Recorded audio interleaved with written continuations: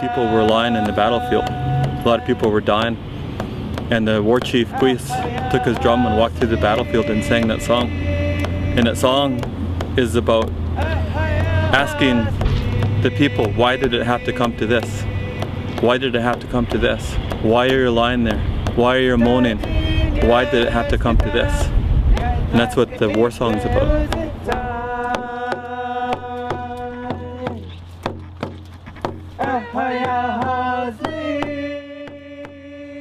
That are grassroots, but we're also educated.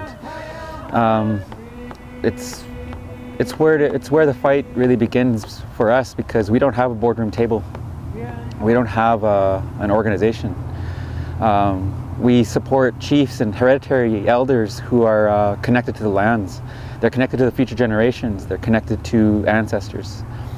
The land and the ancestors yet to come speak through them. And those are the laws that we're supporting, and natural laws and indigenous laws that looks at future generations. It doesn't bypass them. I think the scariest thing for government and industry are people with creativity, imagination, and the guts to try something different and not follow the norm. And that's how anything great's been created in history, is people not accepting status quo is good enough. So I'd really like to focus some attention on the PTP pipeline, Pacific Trails pipeline, which is basically this sort of vanguard pipeline. It's a natural gas pipeline, and it'll be coming, I believe, from Summit. It will be Summit Lake, which is fairly close to Bear Lake. So the terminal will be at Summit, and for natural gas, and the terminal for the oil, the bitumen, will be at Bear Lake. First, everybody was excited the pipeline was going to go through. It's going to increase our tax revenue to the community, and now more and more people are starting to realize it's not really going to make that much difference.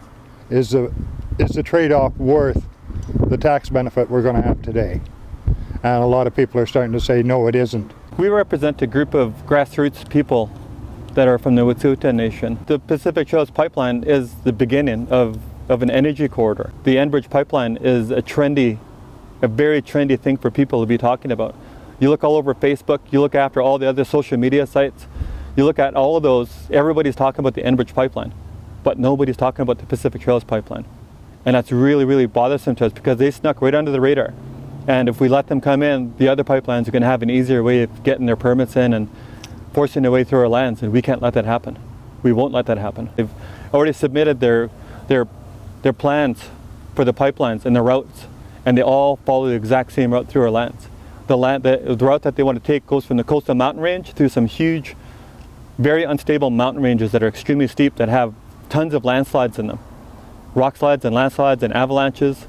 It's a really dangerous place. Site C is part of the Pacific Gateway. Site C Dam is looking to power not only the pumping station and compression stations for these pipelines, but also looking to power the hydrofracturing projects in Fernie and in Horn River Basin. And so these pipelines, the volumes that they're representing, actually represents a massive increase in climate change as well. So what we're faced with is a rapid amount of change